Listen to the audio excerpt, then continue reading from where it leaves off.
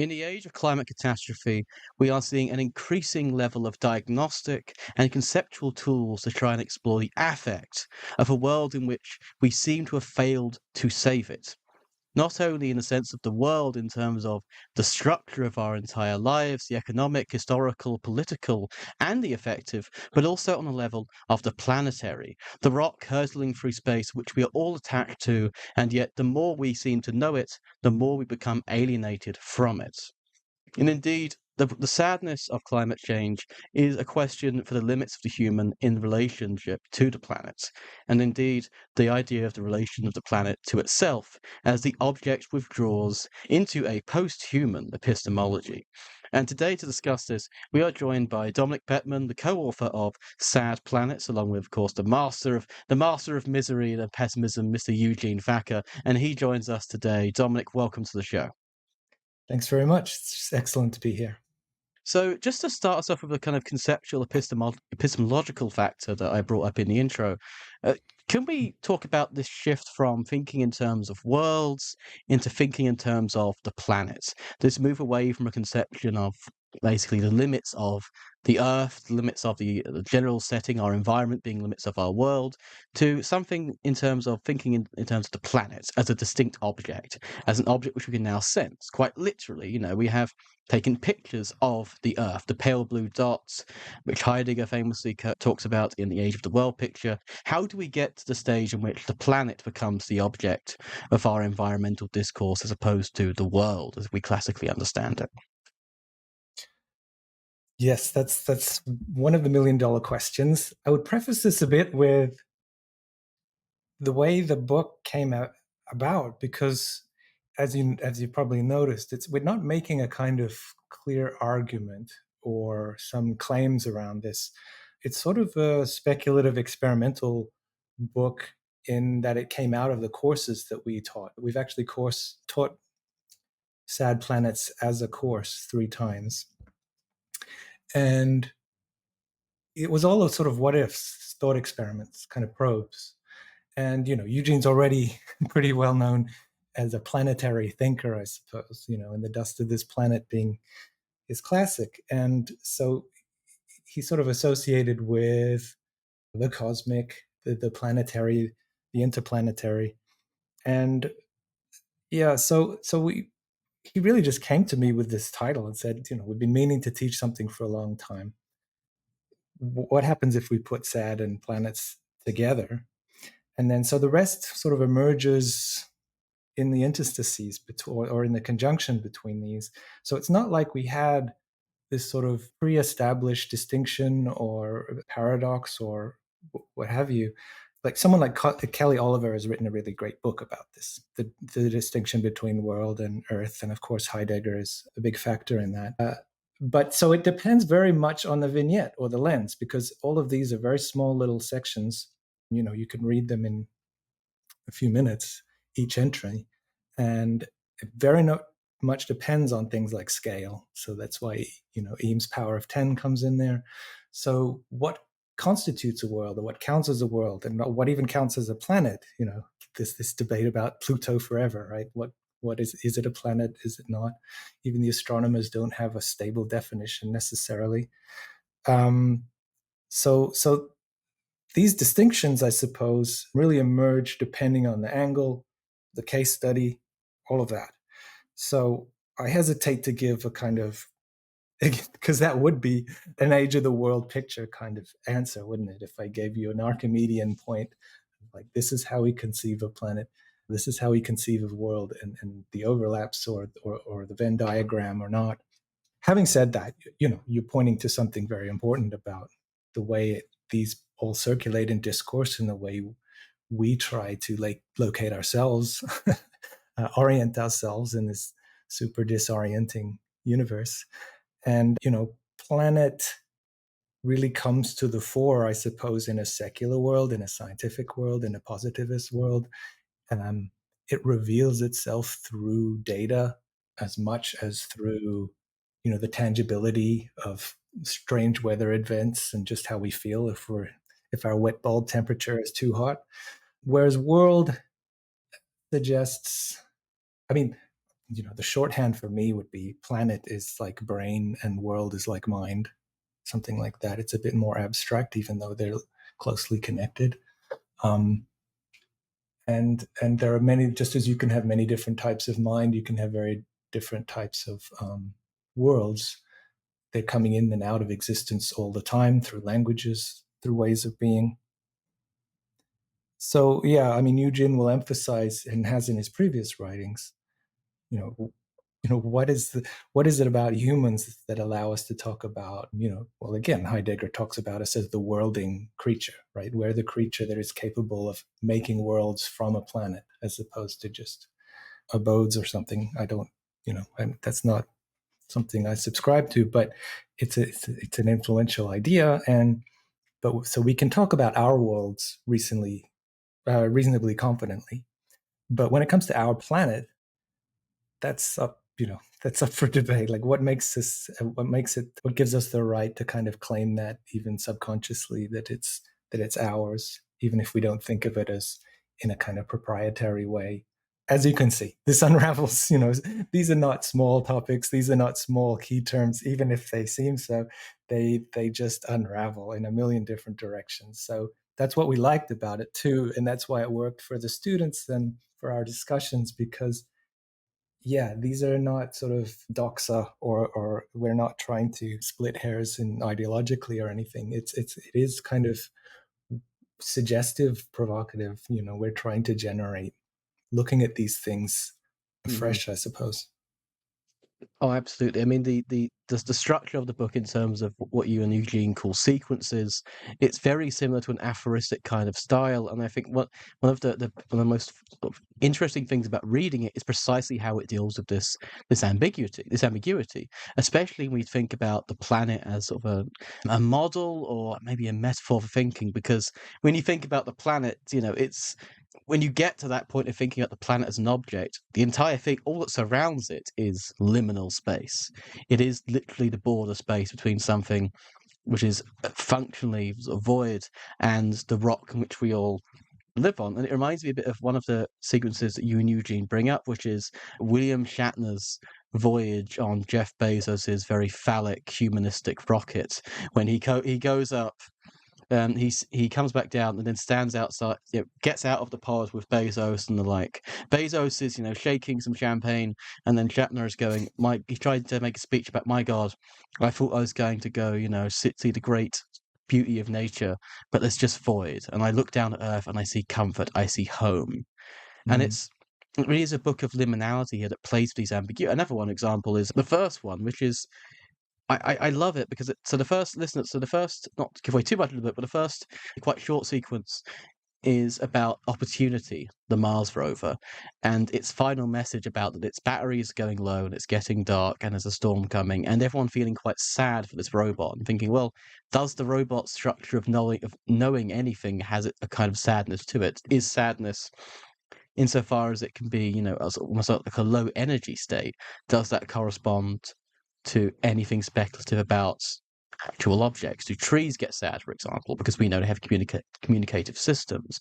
I mean, I just wanted to basically sort of dig into this idea more of the liminality of the examples that yourself and Eugene explore in this book, and how they link, I guess, as we're moving forward, to the question of sadness. I know in the book you say that we could talk about angry planets, mad planets, but sadness is the affect that you both want to stick with.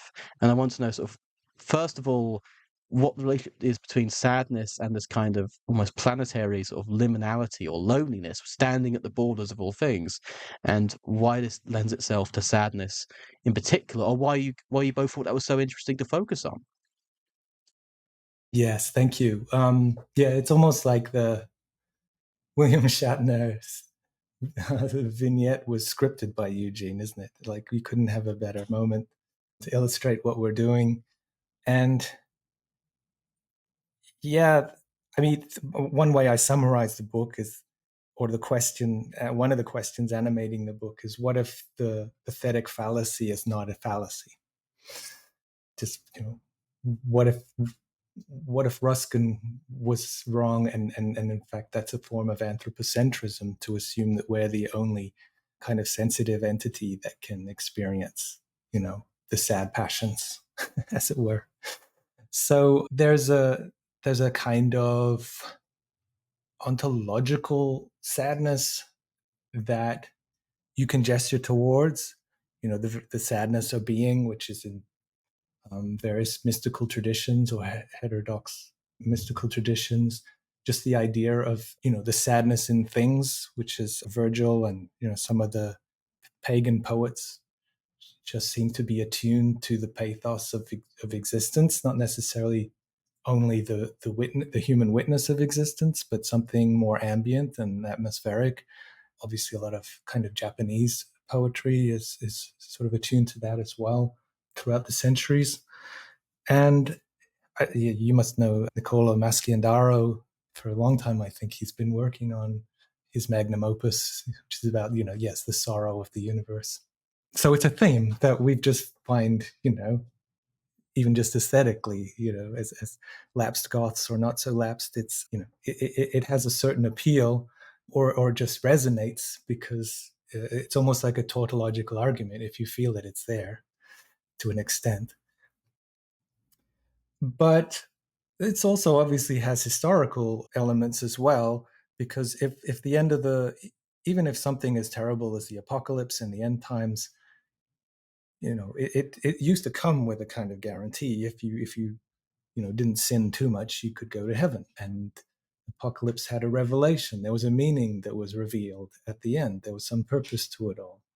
But the more, post Nietzsche, post death of God, obviously I'm using a very big paintbrush as we do in the book, but it becomes harder and harder to sustain the narrative for us moderns, a narrative of purpose, of it's like, what is all this activity for? These are old existential questions, but if you take away even a religious framework, then this is something the existentialists Sartre and co tried to sort of turn inside out and say we become our own raison d'etre, and it becomes about it's almost we have to heroically pull ourselves out of the void by our own hair. But yeah, the more evidence we have that we're a lost species, we're a sick species, and we're taking the rest of the planet with us, there's a kind of sense of guilt, echo anxiety. There's just all these sort of symptoms. I mean, we just news reports are constantly talking about how each micro generation is more freaked out than the last. I mean, maybe sadness isn't. I mean, we kind of, there's so many synonyms, and there is sort of a word cluster. But if you think of the sad passions in general, the depressive side, it just seems to be accelerating along with so many other things. And yeah, but that does open up these questions. Is it something that's always been there that we're just now becoming more attuned to because we've got beyond our own Promethean egos a little bit, or some of us? Or is it that there's a kind of, is it like, energy, it's the same amount always, it just moves around? Or are we actually, as humans, producing more sadness? It's one of our industrial byproducts, again, that's been accelerating. And we're not interested in the answers necessarily, because that would be the end of the conversation. It's like we're just sort of throwing these suggestions out so that other people can pick up other examples, because this will never be exhausted, sadly or happily. This theme seems to be the major motif. So I think that's one reason why sadness more than anything else. I mean, the students, again, some of them wanted to find the silver lining. They obviously want to go, yeah, this is terrible, but how do we turn it around? How do we find hope? Eugene is not the person you turn to if you want to find hope. It's just that's not the right direction. I'm a little more, they'll look at me for that, because I sort of, that's a bit more, I'll at least try to gesture towards it. But something like, the planet Saturn has been symbolically, mythologically associated with time. And there's just something sad about time, right? Because if you have any investment in being or even becoming, they're both doomed, right? Unless you take the absolute long view of the beginning of the universe to the end. There's things pass away, things go. And so you have to be pretty seriously Zen black belt to be okay with that 100% all of the time. And so I think that's why sadness will always trump happiness, because happiness is fleeting and sadness is eternal, to put it bluntly. I mean, just for Will, sorry, I'll let you get in a second. There's a brilliant quote actually from the first sequence. If it's okay, I'd like to read it out Of because I course, think of course. it really does ham on some of the real, I won't say beauty, but sublimity, sublimeness of what yourself and Eugene are saying. And this the quote begins with this: "Being an Earthling in the present moment is an intrinsically sad proposition, arguably even sadder than previous incarnations, due to the social dimension of disaster, hastening an already too fleeting finitude. In simpler terms, it did not need to be like this. Humans did not need to trash the planet. We, could have lived in a more mindful, respectful, sustainable relationship with it. Rather than treating the planet like a rented Airbnb, we could have recognized it as a beautiful living home, one with which we have been briefly entrusted and feel a pride in passing on in good condition. But of course we did not.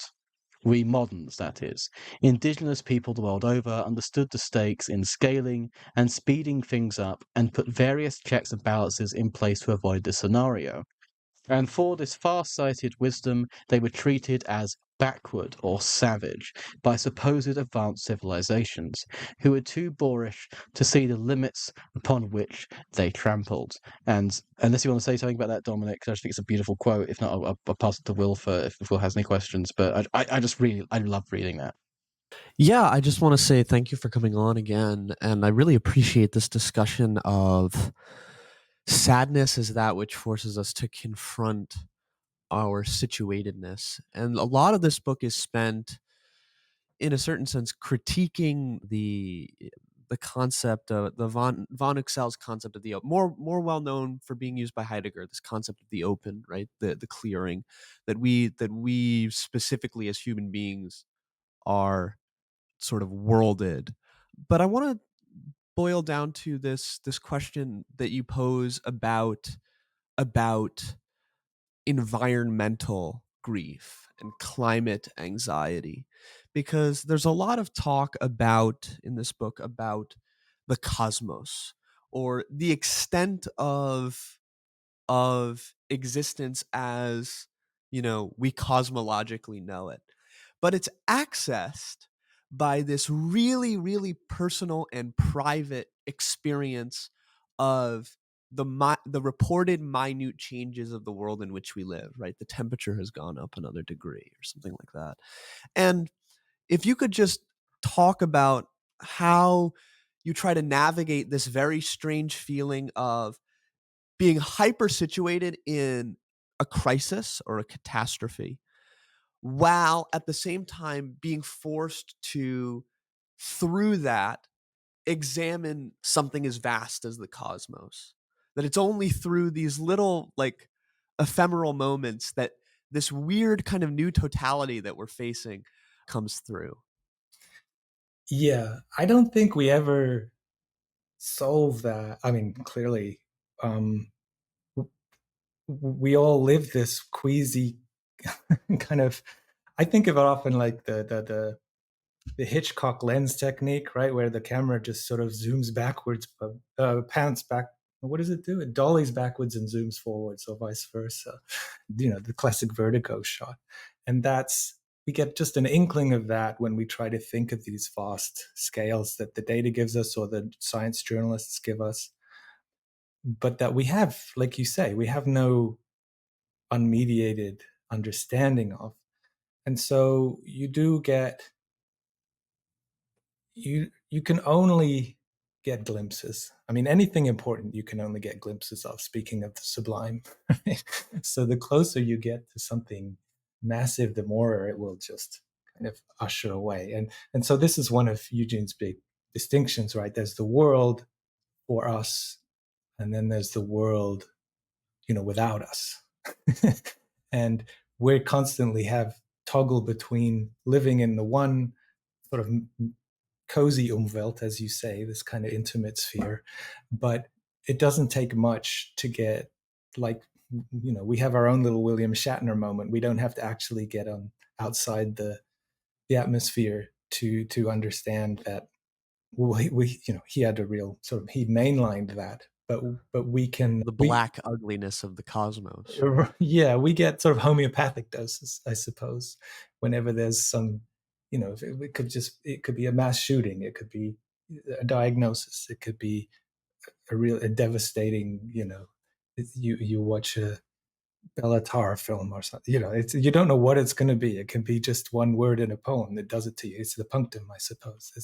There's a sort of nihilistic cosmic punctum that you don't know what it's going to be, but it's gonna get you. And that's why we go to things like Blackwood, who writes about, you're kind of the fringes, this back to the liminality, you're kind of brushing against pure alterity, and the fact that we are probably trespassers, like we are the fluke. Humans are this weird, we used to think we were the protagonists. We were noble. We were heroic.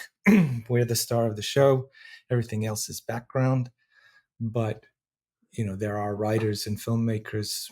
I guess Lynch is another, who suggests that we've got that all wrong. We're sort of a peripheral symptom, and we basically don't have a clue what's going on, and what's worse, we might be irrelevant.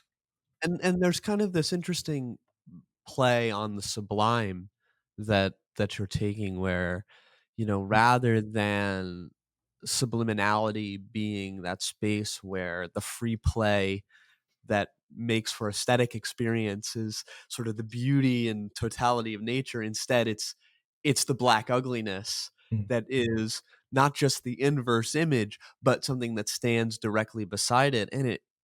And it seems like so much of this book is sort of fighting against that. Not because it's not just this book is not just a critique of anthropocentrism, Yeah. but what it reminds me of is where Kant ends up, right, with the transcendentally immanent human being who really is the hero of the story, right, even in the face of the sublime.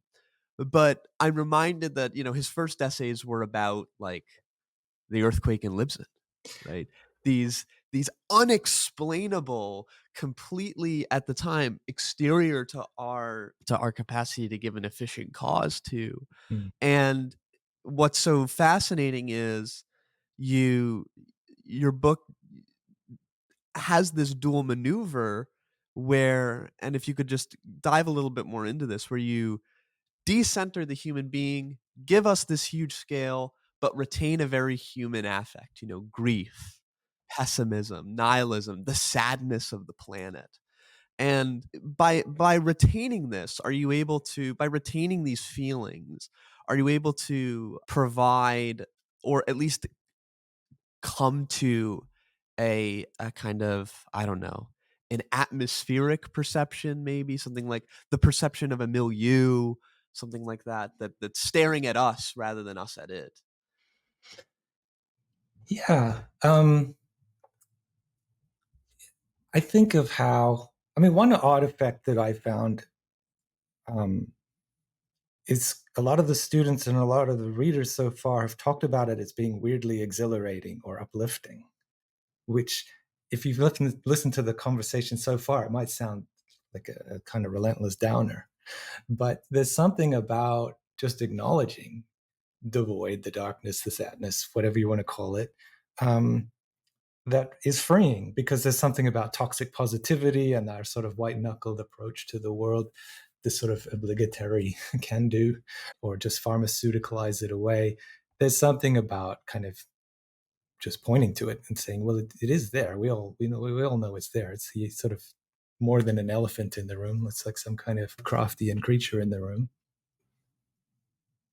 But it's true that, the obvious answer to your question, or the easy one, is that we can't think beyond our tiny little human minds and how we parse it. So again, that it's inevitably going to be.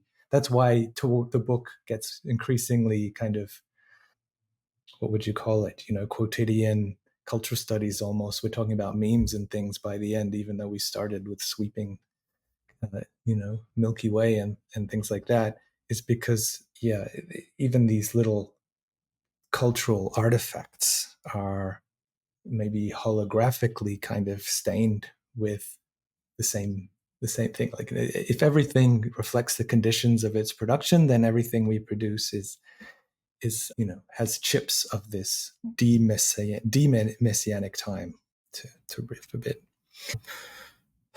But grief, I mean, I'm not sure again if it is just human. That's the thing. Was an attempt to see to see how we might be part of. We just might be picking up on. I actually suspect it's more something to do with life than to do with humans, right? So I have an epigraph in one of my other books. I think it's David Attenborough. It just says, where life is, trouble soon follows. Right. So maybe that's one of the rare earth theory, I think it's called. This sense that it's Carl Sagan thought there's so many suns, there's so many planets, there's so many Earth-like planets. There must be billions and billions out there. Just by doing the mathematics, there's probably thousands and thousands of other cultures and civilizations and creatures and species. Other astronomers will say, well, actually, we have crunched the numbers even more, and this is the biggest fluke in the history of existence. And Lonely Planet is well named. That explains the Fermi paradox.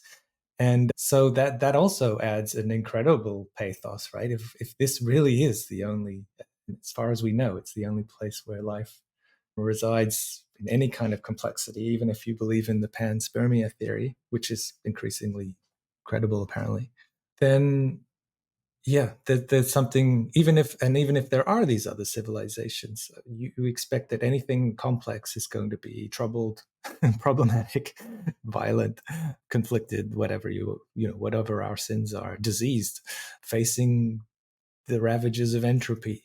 So it's not this kind of Star Trek utopia of civilized aliens just sort of hashing things out in a rational manner, even if it is. I figured that there's probably, as sort of alternative science fiction has been doing since at least the new wave of the 60s, showing that these are maybe cosmic issues and we are just afflicted by them. We're not necessarily the source of them or the privileged site of them. So I think that was the spirit we were going for, was like, we're just sort of caught up in the headwinds. It's Mars and Saturn blasting this at us. And some of that might be part of the relief, is like, it could let us off the hook in some ways, right? It's just like, well, what you're going to do? We're in this miserable space-time continuum, right? It's like, it's the ultimate blame mom or dad. But, we're certainly not helping. We're sort of doubling down and becoming misery accelerationists in the way we cope with it or don't cope with it, disavow it. I mean, it's far better than being optimistic accelerationists, because those guys just sicken me. The techno optimists, who, I mean, to be fair, they're not the worst. They don't know where they're getting it from, but they're really getting it from like people like listeners. We did an episode on this guy a while back, Nikolai Fyodorov, who sees the limit of the planetary and thinks, this is great, and all I need to do is input the proposition that death is not necessary, and therefore if we colonize every planet we can find and suck all the energy out of every star, we can now end death, and that's the thing that's going to unite us all, which is more horrifying the more you look into it, listeners. I'd recommend you checking out that episode. Yeah, it's just magnifying the human up to the, it's just, I mean, you must know Anthony Galuzzo's work. He's been an early critic of this latest version of that. And there's one of the stronger classes we did. I don't know if you've seen Aniara. Have you seen this film? No. Yeah, it's I highly recommend it. Incredible movie, Swedish, based on a epic science fiction poem from the 50s that won the author a Nobel Prize, Harry Martinson. Yes. Yeah. It's been translated quite recently. Yeah. And it's kind of a, Elon Musk and all those guys need to see this film. I'm sure, they won't penetrate their belligerence. But that, and it pairs very well and even sounds, the titles get mixed up in my head all the time, but Kim Stanley Robinson's Aurora, which was a kind of apology for his Mars trilogy, which got Silicon Valley so excited. And he was like, no, I didn't really mean that as a genuine, literal blueprint of things, of what to do. And so he writes this book about all the incredible detail, all the things that could and will go wrong, even if you start. So yes, I obviously I agree that this idea that we could just export this craziness to other worlds, other planets, is the answer, is absolutely the wrong way to go around it.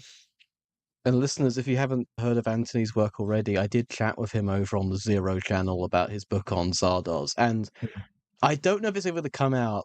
It's been transcribed. We did interview John Borman, Oh, wow. director of Zardoz, at one point. I did get to ask him a couple of things about certain myths or legends regarding the production, but that was mostly Anthony's kind of deal. He's the expert there. But also, go watch Zardoz. Good fucking movie. But just to turn actually go a bit deeper into media studies, actually. One of the things I particularly like about the theory of sadness Eugene put across is it's very, at times it can be very energetic. It's the kind of the base level of effective energy that remains even after, as you say, like after anxiety and fear goes away. Sadness is just this zero level. And thinking about stuff like memes and my particular sort of intellectual and scholastic interest, which is the data economy and what it's doing to us, basically, there's a real sense in which our contemporary kinds of media, particularly social media, rely on getting us constantly stimulated and sort of raising energy levels and trying to maintain that for as long as possible through various kinds of excitation, be it scaring us, be it arousing us, be it keeping us quite anxious. And of course, if it's true that entropically, the entropy level, we are all that is left after that is just the sadness of staring at a rectangle in your hands, which is constantly communicating to you, weirdly, any bad thing that could have ever happened in the world at once, and plus any horny thing that could happen in the world at once, and any happy thing that happened in the world at once. I mean, this book is, of course, as you say, saturated references to memetics, and of course, references to movies from, Johnny Glazer's Under the Skin to The Man Who Fell to Earth. Do you think there's a real sense in which our contemporary media ecosystem is contributing is one of the things that we could contribute to the idea of a sad planet in terms of the mediation through which the planet comes to us, the way in which we sense it through our media ecosystem? Yeah, it couldn't help but do so, right? And something about the structure of it, as you say, also exacerbates things. So, I mean, the medium is the message. We know this. This is basic media theory, and sort of the medium of the internet is this sort of networked affect. Ballard thought affect would go away, right? He thought we'd all become flat affect, like in his books, but he didn't see the kind of constant stimulation and excitation of these little microbursts of dopamine and endorphins and cortisol. And so, yeah, there's a wonderful quote from Henri Lefebvre somewhere about our loneliness. He wrote this in the 80s. Our loneliness will be even worse, punctuated by constant messages. So it's almost like he saw it coming, that we would be in these isolated bubbles, but we wouldn't even enjoy the solace of isolation or of solitude, which can give you a certain peace of mind if you know what to do with it. So it's a sort of worst of both worlds. We're lonely, but we're also bombarded by others. And it's just a terrible, as we know, it's kind of this nightmarish thing to be. You're neither in your own head, neither are you in this kind of just pure ecstatic flowing around the globe. You're sort of in this, again, a liminal zone of worst case scenarios. I mean, Stiegler is a big hero of mine, and he was very good at explaining in detail how digital technologies in particular, harness, what did he call it? Ill being. Yeah. Sort of just living badly, which is, and that you can be accused, speaking of Anthony and co, of just being a Luddite. It's not a sort of anti-technology argument per se. It's about the platforms, the logics, the temporalities involved, all of that. So that there's some, hopefully, there's more nuance going there.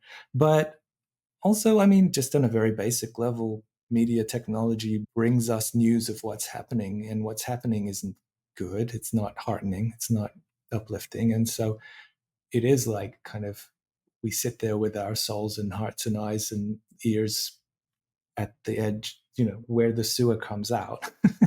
And that's not good for us. I think of something like, we talk about comfort viewing, for instance. Some people will watch the Gilmore Girls or something because nothing bad happens. It's just this sort of weird small town artificial space. But my go-to used to be, speaking of David Attenborough, kind of nature shows. It's like, I don't want to deal with humans anymore. I just want to see animals and creatures doing what they do, and then I can forget about my world for a bit. You can't do that anymore, obviously, because any nature show, any nature documentary has to talk about the impact on their environment, on just the fact that they're almost extinct. They're swimming through plastic bags in the ocean. Like, there's just no escape. So I think that's part of it too. But the memes, it's just the diminishing returns, right? It's like these when memes were first gave us a little thrill, it was a compensatory currency or something, right? You like, oh, I recognize this. We can share our sorrow together, or our frustrations, or our anger. But diminishing returns, I think it's just now they're just kind of, they're just wax seals on what's already there. I don't know, speaking personally, maybe. Did you this is a long book, so I have no expectation of, but do you remember the section on hiding the pain, Harold? Do you know Okay, no, this? I know the meme. I don't think I had time to get to the Yeah, section, but it's right at okay, the please end. tell me So about hiding the pain. Please tell me about hiding the pain, Harold, because this is yeah, so. I just to just give finished an a book on example. virality and like data, so this is perfect. Okay, for those, I mean, I imagine almost everybody listening to this will recognize the face instantly if they saw it. It's the official name of that meme of a kind of boomer guy who has a really sad looking smile. And he's usually trying to just kind of cope with some kind of situation. Should I just read a little bit? So, silent movies can seem ridiculous to us today with their mute, exaggerated theatrical gestures and leering, yearning, wide eyed faces. They seem to emote too much, as we retroactively ascribe to them the need to compensate for the lack of audible speech, which would arrive a few decades later. More is more, early cinema appears to tell us, and we congratulate ourselves on being more subtle. And yet today, superhero movies and Pixar mugging animated faces suggest otherwise. We are still strutting on this worldly stage, hamming it up for the camera and each other. See TikToks. So yeah, I do kind of that history of the face with Marlene Dietrich and Greta Garbo, how the face becomes a kind of landscape. Roland Barthes talks about this. Yes, today, however, film culture contends with a belligerent new scopic form, that of the meme. And memes are nothing if not crystallized moments of reactive affect, images congealed by political anger, economic frustration, sexual angst, general boredom, and so on. When one particular image is so versatile that it becomes a common recognizable icon, it is given the exalted status of named meme template. One such image from the past few years is called Hide the Pain Harold and features the heart-tugging grimace of a middle-aged man sitting in front of a computer and holding a cup of coffee. The pained face of Harold actually belongs to Andros Arato, a septuagenarian Hungarian electrical engineer. Though Hide the Pain Harold began life as a stock photo model, his unconvincing smile has elevated him into the new online collective unconscious, representing a boomer whose life apparently didn't turn out the way he hoped. And there's even a TED talk where he talks about this. Again, sadness is best digested in a diluted form, lest the senses flood and shut down. Something about the cognitive umami of laughing at Harold while inwardly crying with him speaks to the high-strung neurotic complexities of our shockingly stupid and simple age. So that's just using him as a kind of emblem. I mean, I don't know if how much I can say it really, but the general online affect is overwhelmingly depressive, let's say. Mm. It is depressive. I mean, But it's it addictive is too, it is right? So why very is it yeah. so addictive if it's not like it For that listeners, you have to buy my next book. But okay. it's infrastructural because you keep posting. Because everything you consume online is productive. Even on TikTok, if you pause for a second, there's a register of that pause. Liking, consuming. I mean, I think about 25%. I can't remember the exact statistic from my book, but it's like 25% of the users produce 90% of tweets. Most of the tweets produced in America were responses to other tweets, and because the accounts, I mean, because the structure of every social media platform, listener, is essentially you have an account and then that account has no formal content other than the bare form of an account itself. The Mm. content of your account is given mostly by the stuff you run through it, the stuff you like, the stuff you post, stuff you consume. And not to get too Hegelian about it, but that stuff is fleeting. So your identity needs to constantly be affirmed through the account, through consuming media objects. And again, negating their distance from you by like sharing them, liking them, and in a way sort of marking your personality in these objects, which because scrolling is now infinite, are constantly passing. They have, I mean, one of the things I try to point out is that they have really, really solved the problem of infinity. These platforms. Bad What I mean by the infinity. problem of infinity is no, because yes, because as Hegel says in the Science of Logic, the problem with bad infinity is ultimately that it's boring. Mm. He says that all of this time, which Schelling and Kant talk about the infinite series going on and on and on and on, and they say they get wowed by it, because oh my god, it goes on and on forever. Hegel in the Science of Logic literally says, no, that's not That sounds sublimeness. terrible. That's you. Yeah. That's you getting bored because you can no longer be able to count it. But because of the stimulation, the energetics of the infinite scroll, in which there's always new content, they've sort of solved the Hegelian bad infinity and then sold it to you in such a way that Mm. there's always new content going down. I mean, Marcus Gilroy, friend of the show, talks about it like the empty fridge, which is like the idea of when people the side effect where people might occasionally check the fridge like constantly as if there's something new is going to appear there because they're just Yeah. bored. But Yeah. now we do this with our phones. It is the Yeah. empty fridge that has an infinite amount of Well, potential food yeah. in it. I mean, I should plug this. This is where I should plug my earlier book, Infinite Distraction, which is one of the theory redux books, which it does Hell yeah. it does kind of it relies on Stiegler. Stiegler said we were all being hyper-synchronized by our phones and by the internet and by social media, and I kind of wanted to add a nuance there and call also it's balanced by hypermodulation, because if we were actually hyper-synchronized, if we were all on the same page, there would be a kind of reckoning or a motion or a movement. The whole point of the internet, I use the model of Enron moving energy around the grid. Like the internet is to make sure we're not on the same page at the same time. Some people are being mad about Black Lives Matter. Some people are being, seduced by a cute kitten. Like it has to be moved around the network. And so that was my sort of addition to that. One of the things, though, that I think pushes against that tendency in Stiegler to sort of start from, the forgetfulness of Epimetheus all the way to the synchronization of existence is actually in this book, and it's really late, is the use of sadness and the way in which sadness is deployed. And there's this perfect, I love passages like these in books, but I love when you're speaking about social media and you two write, despite the imaginary people in commercials and image conscious people on Instagram, everyone is sad. No matter our station in life, we compose whatever melodies our characters can conjure over, and usually despite the morose tones of our own private impulse. And then you have this list here. Your parents, sad. Your sibling, sad. Your romantic partner, sad. Your business partner, sad. Your old teachers, sad. Your best friend, sad. Your kids, sad.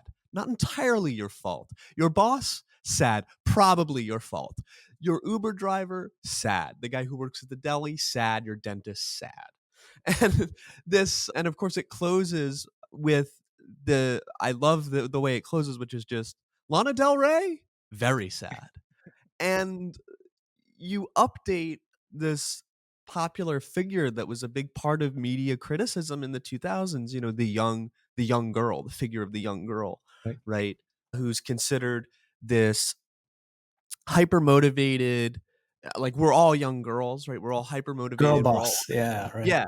And to instead with this new picture of, you know, the sad girl and in a world where it was once, young girls like the young girl of, Brad Pitt or the young girl of Hilton. Now we have the young girl of like, Lana Del Rey, or the sad girl of Lana Del Rey. And, we have of course sad boys too. And I think that the way in which you play with sadness is precisely what prevents collapsing into this, oh, we are all simply floating in a singular affect, Mm. because sadness gets to be this perfectly privatized experience. And yet ultimately shareable, as Yes, Tumblr proves, completely right? shareable and yet entirely private. Yeah. It's this brilliant. So I really like that, you resisted the end of history kind of Kojev, where Mm. we get rid of the excess that is our affect, our emotion, and we're just all, in the happy medium of just pure existence. Yeah. And It's like affect will outlive us, right? yeah, It's not like we're going to run out. It's and like, that's the brilliance of the sad planet. It's like, oh well, even if we're going to take up this planetary schematic, mm. why the hell is there still sadness here? And I Yeah. think that's the brilliant question of the book. Yeah, that's Uh, kind of the provocation, is that we are just a short chapter in the history of sadness. like Uh, there will still be sadness without yeah, us. Like, don't yeah, worry. don't worry. Exactly. Like there is hope, but not for us. There is sadness for us and for whatever comes next. Like, yeah, that's kind of the vibe. It reminds me a little bit of my favorite Tom Lehrer song, Mm. which is "We Will All Go Together When We Go," which listeners is about the sunny side of nuclear war, which is Right. at least we won't have to deal with any of this anymore. I mean, what would you say in sort of the speculations that you usually put forward constitutes a post-human or a human sadness? Because of course because you're speculating about all these other objects that can embody the sadness. Could you give us some examples of where you think this affectiveness will expand beyond the Yeah. human capacity to recognize it? Not in the sense that necessarily, you're not giving an argument saying that there definitely is in itself a kind of sadness, but where Yeah. can we speculate upon the sadness that we leave behind? Yeah. Yeah. Just the Tom Lehrer point, I know people who are struggling, and the way they cheer themselves up, even if it's or it's just a small inconvenience, it's like, well, at least the heat death of the sun is, looming. Like I don't have to worry. It's about that perspective thing, right? Yeah, we're not new age to this degree yet, where we, would insist there's an actual sadness that you can measure and it's out there. It's but the question is, how do you know it's there? We know it's there because we feel it. We don't have the data, even though they do try and map it, right? Like there are psychologists and things who will try and talk about gross national emotions, like, try and find object Horrific. The objective kind of. happiness Absolutely. So we have index. these lists of which countries are more miserable than others according to various metrics. So there is an attempt by scientists to objectify sad, negative affects, even if it's more a soft science than physics or something. And we're not claiming it's, there are sort of black holes are manifestations of sadness, though, depending on what substances we've accidentally ingested that might get to that. But yeah, I think it's more, I keep coming back to the thing of life, because if there's sensitivity, if there's perception, and if there's sort of intention, then there are plans, whether we call them instincts or concepts or what. There's, attempts to do something in the universe, attempts to intervene in space time, and these are projects, and projects are often doomed to failure or disappointment or just not going right. And so I just think sadness or like depression or glumness or grief. We know other animals feel grief, more increasingly so. Is as long as there's some form of life recognizing other forms of life or understanding that they're part of this kind of dilemma of making do, those are the ones that I think will outlive us. But it's like, is that sentimental? Is that just a romantic projection a la Wordsworth and the romantic poets? For someone like Ruskin, yes, it's a pathetic fallacy. We're just projecting our own human negativities onto the world. But you can also turn that around and say that, well, we're just recognizing things that also happen to other creatures. And even if you take out life, like with is a robot toiling alone singing a birthday to itself after the human race has all been wiped out by nuclear? I mean, that's something objectively sad there. Even if, right, it's like an alien might come across this and go, oh, this poor little like creature that was sent out by this species have died. That's a bit of a bummer. Obviously that's the cartoon Pixar version, but like there's, there are entire planets made of diamond crying lava, out there. The scientists will just report it like objective fact, but it's like something out of a Wagner opera, or like there's something epic and just unfathomable and perhaps even, yes, sad about all of this. What is this? My favorite thing about this is, in a certain sense, you're flipping the script on humanism, where it's allowing us to now read, say, like, I don't know, some of the most humanist essays in history, like Rousseau's Discourse on Inequality. It's like, oh, where does the human start? With the cry. It's like, well, not a particularly human thing, we've come to learn. So there goes that entire tradition if the basis is weeping.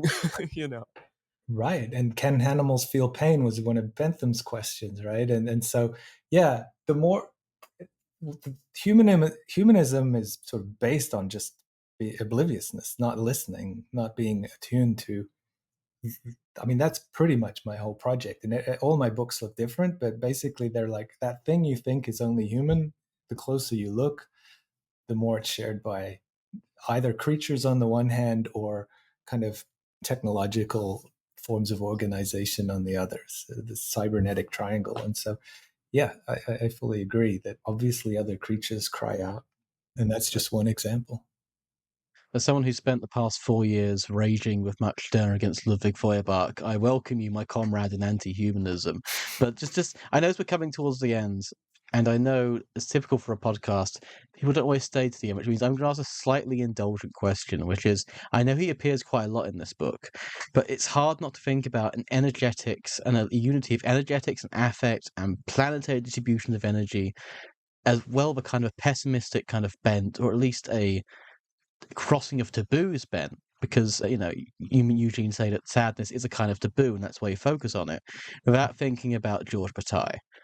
Mm. And I wanted to Mm. ask: is there a kind of a general economy of sadness in this book? Because it feels like it's a lot of the sadness is about the expenditure, the inevitability of loss here, and Mm. he's not particularly a very pessimistic thinker because he starts with abundance, but then again, the abundance is always determined by what's leaking out of it. In a way, the planet for him is quite rare because the planetary, in a way, is a medium, whereas for us, the planet can't be a medium. We're so caught up in our media devices that the planet only always comes to us as a problem or a distraction. So I just want to ask, is there a kind of general economy working through the idea of a sad planet? Yeah, that's a great question. I don't know if we confronted it explicitly. I mean, he's obviously, as you say, he informs a lot of our thinking just almost unconsciously at this point. But he's an interesting one, isn't he? Because in a way, he was a humanist. He's just very strange humanist at the sort of the cosmic level. Because we are the creature, we are the except. I mean, he was human exceptionalist at least, because we are the creature that experiences discontinuity as opposed to all the other animals that are just water within water and flowing around and not even reflecting. They're just sort of part of the environment, whereas we are like a caesura or a break in the metaphysics of things. And so our whole project is to try and get back to a state of continuity with everything else. And that's where our libidinal economics, he didn't use the phrase, I guess, but that's what he's talking about, where that intersects with general economics, or you could just call it ecology or physics. But he tends to be pretty optimistic about if we just, tweak things a bit and go back to more potlatch type thinking, we could get more in sync with the universe. Right? There's a sort of possibility there, potentiality there. It's not a mournful. I mean, as far as I remember, correct me if I'm wrong, but people are attracted to him because of his intensity and his kind of the sacrificial nature of it all. But he's rarely melancholic because there's no sort of solitary subject. I mean, he'll acknowledge there are moments. Eroticism has a melancholia because you can't fully fuse with the other, for instance. But that in turn creates a kind of frisson that creates eroticism in the first place, which for him is, pretty much a raison d'etre. So, I wouldn't. He recognizes negativity, but it's not in a pessimistic mode. So he's an interesting one.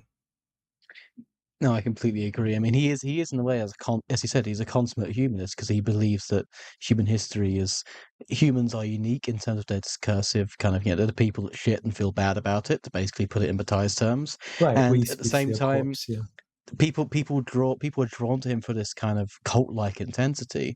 But I mean, we've run reading groups on Bataille for about 2 years now, and we're finally getting to the end of the Accursed Share, the 3rd volume. And I mean, by the end of the first one he actually published, I mean, he is so scared by the bomb. The threat of human annihilation really, really just completely makes everything drop. The idea of sacrifice becomes a unit of economic or pressure or energetic release. And his main prescription by the end of that isn't we should all go, do what him and Kalawa wanted to do, which is, for listeners, essentially make a vanguard order of communist Nietzschean monks to create a new religion for the world and therefore run it from the shadows. Now he's just talking about the US should do a Marshall Plan on the entire world and just give away all its surplus, particularly to places like India as well, to try and compensate for the effects of colonial accumulation. He becomes quite a peacenik, to be honest, by the end of that's the thing. All these guys are way